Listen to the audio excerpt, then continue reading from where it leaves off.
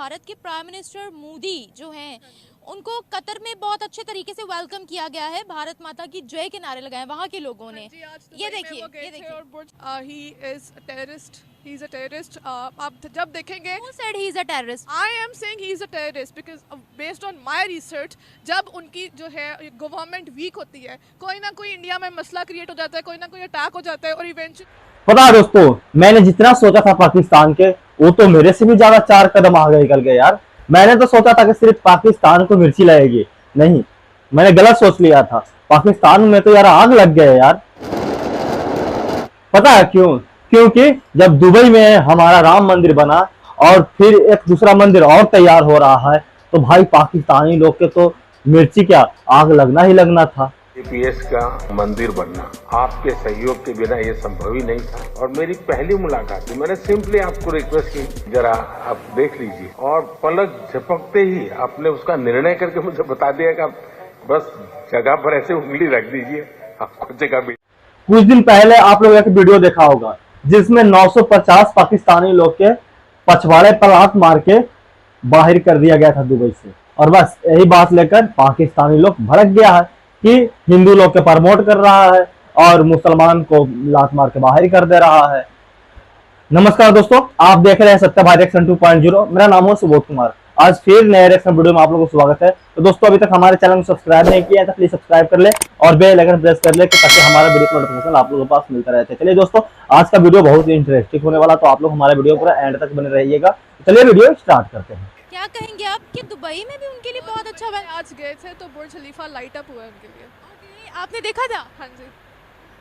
कैसा लगा? आप कतर में भी बहुत अच्छा उनका वेलकम किया गया है। इस्लामिक कंट्रीज में जिस तरीके से उनको वैल्यू किया जाता है, क्या कहोगे? ऑब्वियसली उनको किया जाएगा। इंडिया इटसेल्फ एक बहुत बड़ा एक कंट्री है, मतलब उनका GDP बहुत राइज कर रहा है, वो एक बहुत इंडस्ट्री की भी, बहुत इंडस्ट्री में भी वो बहुत आगे जा रहे हैं। इकोनॉमी उनकी बहुत स्ट्रॉन्ग है, तो ऑब्वियसली उनको वो इज़्ज़त देंगे बिकॉज उनका बिजनेस भी उनके साथ है। मतलब आपने फॉरेन पॉलिसी अपनी देखकर ही एडजस्ट करनी होती है। India is capable of having good relations with other, क्योंकि उनकी इकोनॉमी हमसे बहुत बेहतर है, वो हमसे बहुत आगे है। लेकिन उनकी इकोनॉमी हमसे बेहतर हो कैसे गई, या उन्होंने मुस्लिम वर्ल्ड में अपना ट्रस्ट कैसे बिल्ड कर लिया? देखें, ये एक बड़ा डिटेल्ड आंसर है। हाँ, इन शॉर्ट ये कि डेमोक्रेसी आई फील के बहुत इंपॉर्टेंट है। उनके यहाँ डेमोक्रेसी एग्जिस्ट करती है, हमारे यहाँ डेमोक्रेसी एग्जिस्ट नहीं करती। यहाँ पर लोगों जो हमारे ऊपर जो हेड होते हैं, they are not chosen by people, they are selected. अगर हम प्राइम मिनिस्टर मोदी की बात करते हैं तो वो वर्ल्ड के लिए कैसे लीडर साबित हो रहे हैं? He is a terrorist, he is a terrorist. आप जब देखेंगे Who said he is a terrorist? I am saying he is a terrorist because based on my research, जब उनकी जो है गवर्नमेंट वीक होती है, कोई ना कोई इंडिया में मसला क्रिएट हो जाता है, कोई ना कोई अटैक हो जाता है और इवेंचुअली वो इल्ज़ाम पाकिस्तान पर दे देते हैं कि ओ अच्छा वो पाकिस्तान पर हुआ था। वाई? बिकॉज वो सब कुछ करने के बाद वो एक इस चीज़ को यूनाइटेड नेशंस प्रूफ क्यों कर देती है? प्रूफ क्या? एक्सक्यूज, क्वेश्चन क्या था? कह रहे हो ना कि वो पाकिस्तान पे इल्ज़ाम देते हैं, तो इस चीज़ को यूनाइटेड नेशंस प्रूफ क्यों कर देती है? कब प्रूव हुआ? मुझे वो बताएं कब प्रूव हुआ। अभिनंदन का जो हमारे यहाँ यूनाइटेड नेशन में केस चला था, वो प्रूव हुआ था कि he was the terrorist Pakistan के अंदर जो इंडिया ने भेजा था। That was the one proved. अभिनंदन का वो प्रूफ नहीं हुआ था, उसको हमने अपनी मर्जी से, हमारी पार्लियामेंट की वीडियो है, उसको हमने अपनी मर्जी से वापस भेजा था। अब वो पता नहीं आपने वीडियो देखी है पार्लियामेंट की या नहीं देखी, मैंने जहाँ लेकिन उसको हमने अपनी मर्जी से वापस भेजा था, क्योंकि पार्लियामेंट में खड़े होते हुए भी हम लोगों ने ये बोला था कि अभिनंदन को भेज दीजिए वरना कुछ और मसला बन जाएगा। मोदी जी थोड़ा बताइएगा, वीर कमांडर अभिनंदन जी को आपने कैसे छुड़वाया था? वो एक रात थी,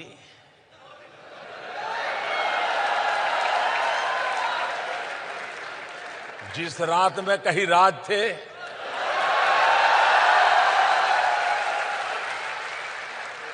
राज को राज ही रहने दीजिए। ये तो बता ही नहीं रहे हैं, ये तो बोल रहे हैं कि राज की राज ही रहने दीजिए। सर थोड़ा आप बताइएगा। एक अमेरिकन ने रिपोर्ट किया कि आपने 12 मिसाइल लगा दिए थे पाकिस्तान के सामने। अरे बाप रे बाप, 12 मिसाइल! अरे यार, ये तो पाकिस्तान पूरा बर्बाद हो जाता। 12 मिसाइल लगा दिया गया था।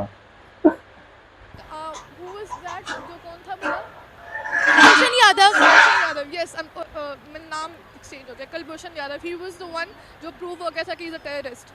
नहीं हुआ था। ये कोर्ट में, इंटरनेशनल कोर्ट में चल रहा था और सारे नेशनल कोर्ट में चला, एग्जैक्टली यूनाइटेड नेशंस में भी चला है, लेकिन यूनाइटेड नेशंस ने प्रूफ नहीं किया। हाँ तो इसको प्रूफ नहीं। बट हाँ, तो पाकिस्तान पे आप मुझे जो कह रही हैं अच्छा नहीं, मैं ये बोल रही हूँ आपको कि अगर उनकी गवर्नमेंट वीक होती है, वो अटैक करवाते हैं अपनी कंट्री पर। कब लास्ट अटैक हुआ उनकी कंट्री पर? अभी लास्ट मैंने कुछ फ्यू मंथ्स पहले देखे, उनके इलेक्शन से पहले भी, और जो उनकी स्टेट्स होती हैं उन पर वो अटैक, जो उनकी हसास स्टेट्स हैं उनके ऊपर वो अटैक करा देते हैं। देखिए उनका ना जो अटैक्स वगैरह, इलेक्शन कंपेन ही, मोदी की इलेक्शन कंपेन ही ये है। मोदी की इलेक्शन कंपेन है कि अपनी कंट्री पर जो है वो अटैक करवाओ, पाकिस्तान पर इल्ज़ाम जो है वो डालो। ये चीज़ यूनाइटेड नेशंस को नज़र नहीं आती है, ये चीज़ वर्ल्ड को नज़र नहीं आती है। नेशन को तो फिर पैलेस्टाइन में जो कुछ हो रहा है वो भी नज़र नहीं आता। यूनाइटेड नेशन की अगर हम बात करें तो जो कुछ कश्मीर में हो रहा है, अभी वो छोड़े, अभी जो जेनोसाइड पैलेस्टाइन पर हो रही है, तो पैलेस्टाइन पर हो रही है, वो नहीं, उनको नज़र नहीं आ रहा। यूनाइटेड नेशंस ने बोला है, अभी हम एक बायस्ड देखें, हमें हर चीज़ रिसर्च वर्क पर बेस्ड जो है वो बात करनी चाहिए। यूनाइटेड नेशंस ने इसराइल को बोला है कि आप, हाँ, from what I have seen, America और यूके जो थे, ये दो कंट्रीज थे जो जिन्होंने मतलब सपोर्ट किया था जेनोसाइड को, और बाकी पूरी दुनिया ने उसको अपोज किया था। सिर्फ एक कंट्री था, दैट वाज न्यूट्रल। लेकिन फिर भी क्या हुआ, यूनाइटेड नेशन ने कोई एक्शन नहीं लिया। यूनाइटेड नेशंस ने बोला था, लेकिन इसराइल ने बात नहीं मानी थी यूनाइटेड नेशंस। तो फिर क्या फ़ायदा यूनाइटेड नेशन का? हाँ, वीटो कर दिया था, तो फिर क्या फ़ायदा यूनाइटेड नेशन का? अगर आप एक कंट्री की वीटो करने पर अगर आप एक्शन नहीं ले रहे, तो फिर अगर हम यूनाइटेड नेशन से इतना ना खुश है, फिर हम हर मामला यूनाइटेड नेशंस की गोद में जाकर लेकर क्यों बैठ? क्योंकि वो सो कॉल्ड हमारा जो है एक ही तरीका है अवेयरनेस क्रिएट करने का। हम बात कर रहे हैं, अवेयरनेस क्रिएट करने का हमारे पास तरीका ही एक है। हम बात करें ना कश्मीर की, Kashmir is much developed than Pakistan. It is, I agree. अच्छा, कश्मीर, आप जम्मू की बात कर रही हैं? जम्मू कश्मीर की बात करें। हाँ जी, हाँ जी, सही पकड़े। हाँ जी। तो अभी मुझे ये बताया कि किस तरीके से हम अपनी वर्ल्ड में रिस्पेक्ट डेवलप करें। जिस तरीके से किसी भी कंट्री में आप चले जाएं, हमारा प्राइम मिनिस्टर या प्राइम मिनिस्टर मोदी में से किसी को चूज़ करना पड़े तो हमेशा वर्ल्ड प्रोटोकॉल उनको देगी। नहीं, नॉट नेसेसरीली। एक टाइम में जब हमें प्रोटोकॉल मिलता था। आप जब फिर यही कि लोगों से एक कंट्री बनता है, यूनिटी होनी चाहिए, और फिर लीडर्स हम वो होने चाहिए जो हम चूज़ कर रहे हैं, जिनको हम रिप्रेजेंट करना चाह रहे हैं। Is a terrorist. तो मुस्लिम वर्ल्ड, जो मुस्लिम कंट्रीज़ है, स्पेशली जो इस्लाम का गढ़ है सऊदी अरेबिया, वो प्राइम मिनिस्टर मोदी को इतना आइडियलाइज क्यों करते हैं? OIC किसी काम की नहीं है, इट्स नॉट वर्किंग। अगर होता तो हम लोग पैलेस्टाइन के अगेंस्ट ही यूनाइट कर जाते हैं। बट देयर आर, मैं बस एक बात कह रही हूँ कि Islamic countries themselves are not united. तो हम नहीं बात कर सकते इस मामले में। नहीं, मैं ये कह रही हूँ कि इस्लामिक कंट्रीज़ के जो अपने पर्सनल इंटरेस्ट हैं, इस्लामिक कंट्रीज़, वो तो प्राइम मिनिस्टर मोदी को आइडियलाइज करते हैं ना। आपको पता है UAE ने क्या बोला था? UAE ने बोला था कि मोदी जहाँ कहेंगे, जहाँ लकीर खींचेंगे, वहाँ मंदिर बन जाए। आपने अपनी बात पूरी कर दी ना। पर्सनल इंटरेस्ट, उनको भी पर्सनल इंटरेस्ट है। आपने अपने सवाल में जवाब दे दिया, पर्सनल इंटरेस्ट। मुसलमानों पर जुल्म करते हैं तो फिर तो उनको UAE के मुसलमानों पर भी जुल्म करना चाहिए ना, सऊदिया के मुसलमानों पर भी जुल्म करना चाहिए। वो कैसे कर सकते हैं? अभी उन्होंने कनाडा पे जो कुछ किया है, आई थिंक आपको भी पता चला होगा। प्रूफ नहीं, मैंने इस पर बहुत से प्रोग्राम्स किए हैं। बेशक प्रूफ, एक सेकेंड, तो कनाडा ने अपनी इन्वेस्टिगेशन के मुताबिक उनको कहा था ना, ठीक है, दे वर अलीज्ड, राइट? तो वो अपने मुल्क से बाहर तो नहीं दहशतगर्दी इस तरह फैला सकते। कनाडा के प्राइम मिनिस्टर जिनका नाम है ट्रूडो, उन्होंने एक स्टेटमेंट तो खड़े होकर दे दी थी, लेकिन वर्ल्ड का पूरा मीडिया उनसे कह रहा था कि यार प्रूफ दो, you are the prime minister of Canada, तुम एक बड़ी रियासत के वजीर आजम हो, तो विद प्रूफ हमसे बात करो। उसके बाद ट्रूडो ने यू टर्न ले लिया था, उसने कहा मैं अपने भारत के साथ ताल्लुकात नहीं खराब करना चाहता हूँ। ये उनकी सेकंड स्टेटमेंट थी। तो इसका भी जवाब वही है जो आपने कुछ थोड़ी देर पहले बोला, पर्सनल इंटरेस्ट। हर कंट्री ने अपनी फॉरेन पॉलिसी यही देखे। जब पाकिस्तान की भी फॉरेन पॉलिसी ये बेस नहीं, इंडिया हमारा दुश्मन है तो हम उन पर अटैक कर देंगे, ऐसा नहीं है। हमने भी अपनी मतलब फॉरेन पॉलिसी को देखना है।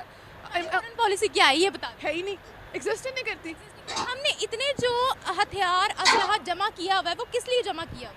किस एक कंट्री के लिए जमा किया? हमने अपने आप को प्रोटेक्ट तो करना ही है ना। अगर वो हमारे पास ना हो तो फिर तो जो हम वो उस चीज़ के बारे में नहीं कह रही। Obviously defensive power is important. तो अब उस असलहा का ये तो नहीं है कि हमारे पास वेपन है तो हम उनको इस्तेमाल करना शुरू करते हैं, ऐसा तो नहीं है। वो तो ऑब्वियसली डिफेंस के लिए है। मेरा कहने का मकसद ये है कि वेपन होने का ये मतलब नहीं कि हम खुला वॉर का ऐलान करते हैं कि भाई हम इंडिया से लड़े, ऐसा नहीं है। अक्लमंदी इसी में यही है, इसी में है कि हमारी भी उनके साथ पॉजिटिव फॉरेन पॉलिसी हो, हमें भी फ़ायदा हो, हमें भी फ़ायदा हो। हाँ जी, थैंक। तो दोस्तों वीडियो आप लोगों को कैसा लगा? आप लोग को अच्छा लगा हो वीडियो तो हमारे वीडियो में अपना राय जरूर बताइएगा, लाइक और कमेंट जरूर कर लीजिएगा, ठीक है। तो चलिए दोस्तों, मैं यहाँ पे वीडियो एंड करता हूँ और कल नेक्स्ट वीडियो में मिलता हूँ नए रेस के साथ। तो इजाजत दीजिए। जय हिंद।